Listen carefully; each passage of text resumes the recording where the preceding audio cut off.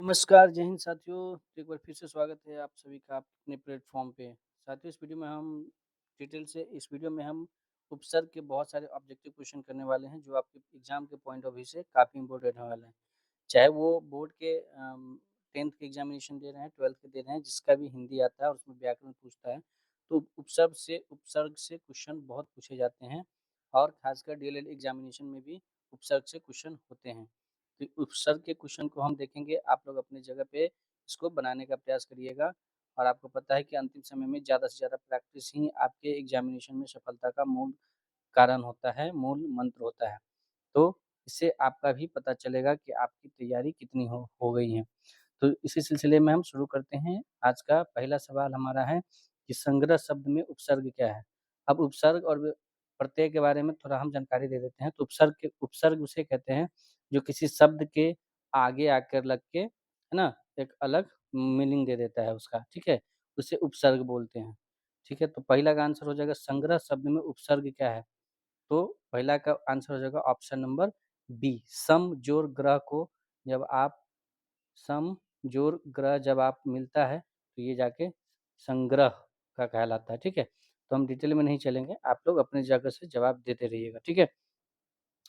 उस शब्दांश या अव्यय को क्या कहते हैं जो किसी शब्द के पहले आकर उसका विशेष अर्थ प्रकट करता है, उसे हम उपसर्ग ही बोलते हैं। जैसे उपसर्ग का ये परिभाषा ही हो गया, है ना?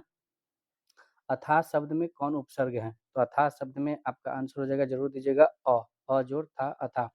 अधिराज शब्द में कौन उपसर्ग है? तो अधिराज में हो जाएगा आपका क्या हो गया आपका? उपसर्ग हो जाएगा। अत्यंत शब्द में कौन उपसर्ग है? तो इसका आंसर हो जाएगा ऑप्शन नंबर ए, अति जोड़ अंत अत्यंत। उसके बाद छठा नंबर सवाल पे चलेंगे हम।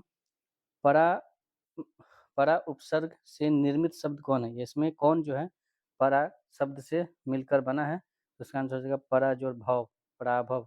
आप देख रहे हैं इसमें साफ-साफ लिखा है। उपसर्ग और प्रत्यय पहचानना बहुत आसान हो जाता है। तो बदनाम शब्द में उपसर्ग बताइएगा आप लोग। बदनाम में आपको साफ-साफ दिख रहा है कि ऑप्शन क्या हो जाएगा? बी, बद हो जाएगा। विदेश शब्द में कौन-सा उपसर्ग है? इसका आंसर हो जाएगा वी, ठीक है? अजान शब्द में उपसर्ग कौन-सा है? इसका आंसर आप बताइए। तो ऑप्शन नंबर डी, हो जाएगा। वह शब्दांश जो किसी शब्द के पूर्व जोड़ा जाता है, क्या कहलाता है? ये डायरेक्ट ऑप्शन में आता है।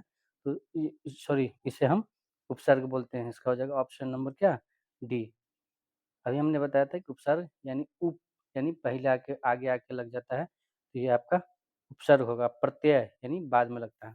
सुजान शब्द में उपसर्ग कौन-सा है? सु में आपको सिंपल सा दिख रहा है, सु, जोड़, जान, सुजान। इसको आप अपने तरीके से भी बहुत आसान से उपसर्ग और प्रत्यय निकाल सकते हैं। उपसर्ग शब्द का प्रयोग होता है शब्द के प्रारंभ में। अभी हमने बताया था, ऑप्शन नंबर ए हो जाएगा। प्रख्यात शब्द में कौन उपसर्ग है? तो प्रख्यात शब्द में क्या कौन-सा उपसर्ग हो जाएगा? तो आप देख रहे हैं जोड़ ख्यात। बेइंसाफ़ी शब्द में प्रयुक्त उपसर्ग क्या हो जाएगा? तो इसका आंसर हो जाएगा ऑप्शन नंबर ए, बे।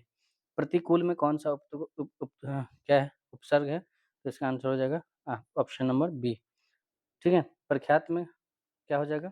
प्रख्यात में अभी हमने बताया था क्या प्रख्यात में क्या हो जाएगा? Option number A.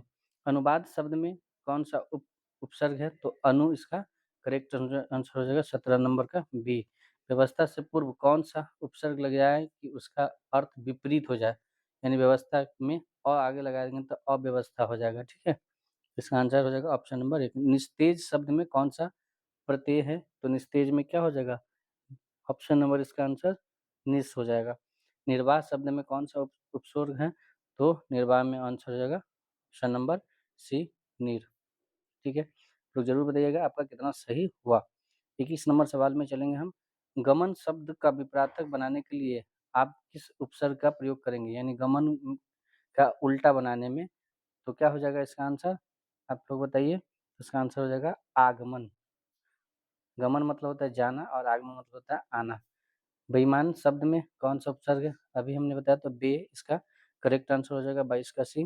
किस शब्द में उपसर्ग का प्रयोग होता है? हुआ है इसमें, तो लाभदायक, उपकार, अपनयन। तो इसका आंसर हो जाएगा ऑप्शन नंबर ए, उपकार में उपसर्ग का प्रयोग हुआ है। विज्ञान में कौन-सा उपसर्ग है? तो बी में विष है। ऑप्शन नंबर सी हो जाएगा। संस्कार में कौन-सा उपकोर है? तो संस्कार में अभी हमने बताया था कि सम होगा। विमुख शब्द में विमुक्त शब्द में कौन सा प्रयोग होगा? तो ये बी होगा ऑप्शन नंबर 27 का पुरोहित में कौन सा उपसर्ग है? तो पुरोहित में आप आंसर बताएंगे कि पुरोहित में इसका उपसर्ग हो जाएगा ऑप्शन नंबर डी पूरा। परिजन शब्द में कौन सा उपसर्ग है? तो परिजन में आपका उपसर्ग हो जाएगा परि। संकल्प में कौन सा उपसर्ग है? तो संकल्प में हो जाएगा ऑप्शन नंबर सी सम। स्वागत में कौन सा उपसर्ग है? तो इसका हो जाएगा सु। अध्यक्ष में कौन सा उपसर्ग है? तो इसका आंसर हो जाएगा अधि। किस शब्द में अन उपसर्ग का प्रयोग नहीं हुआ है? इसमें से ऑप्शन में से किसमें अन का उपयोग नहीं हुआ है? तो इसका आंसर हो जाएगा ऑप्शन नंबर सी अनुपम। इसमें अनु का हो गया है। ठीक है, ये अन जोड़ इच्छा अनिच्छा, अन जोड़ उचित अनुचित, अन जोड़ गमन अनुगमन और ये होगा अनु जोड़ पम अनुपम। ठीक है,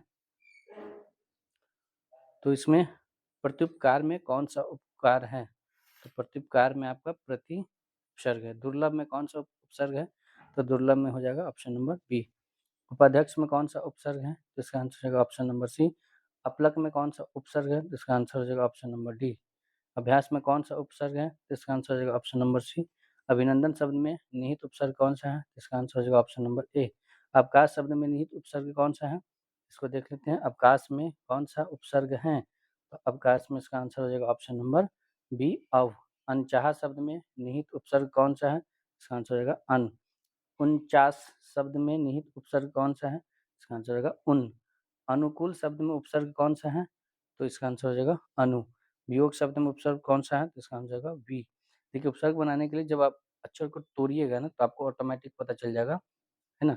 अब में अब जोड़ काश अवकाश, है ना? वैसे तो 49 में उन जोड़ 50 49 अनु जोड़ कुल अनुकूल, है ना? तो इस तरीके से ये आपके 43 क्वेश्चन रहे जो कि आपके 10th एग्जाम दे रहे हैं तो उसके लिए भी और डीएलएड एग्जामिनेशन के लिए तो इम्पोर्टेंट है ही। तो ज़रूर आप सभी लोग इसको अच्छे से कर लीजिएगा और ज़रूर बताइएगा कमेंट में कि आपके कितने क्वेश्चन सही हुए। मिलते हैं नेक्स्ट वीडियो में, तब तक के लिए आप स्वस्थ रहिए, मस्त रहिए और अपनी पढ़ाई में व्यस्त रहिए। Thank you so much. जय हिंद।